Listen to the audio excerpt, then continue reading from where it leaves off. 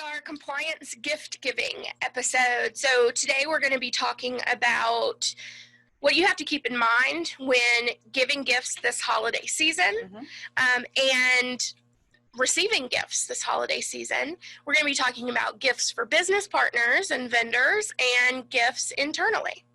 So with compliance, specifically, there's just so many more rules around gift giving, and it can be sometimes daunting to even think about.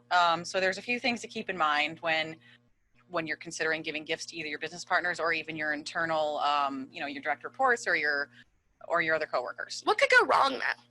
Like, what's the risk? It's a couple of things.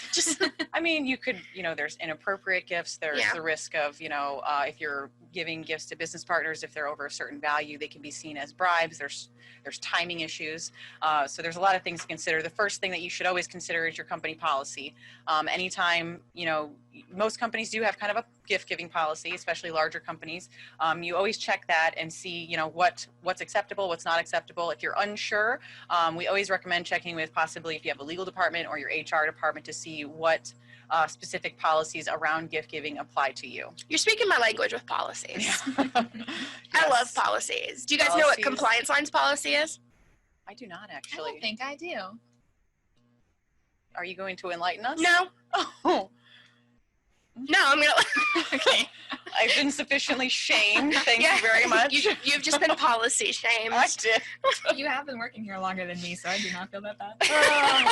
Got me. Okay, well, I'm going to follow up after the show on that because, No, to your point, I think it's important. Like, yes, I know what the policy says, but I'm also knee deep in policy all day long. So to your point, if you don't know the policy or you don't know where to find the policy, see somebody from your HR department or your legal department and make sure you read up on that before you start giving $100 gift certificates to all of your coworkers. A good policy too, a good practice, I should say, is to kind of document all the gifts that you're giving, especially to business partners, in case, if you have to go back for an audit or anything like that, or so you'd have that documentation there for you. So that's always a good record.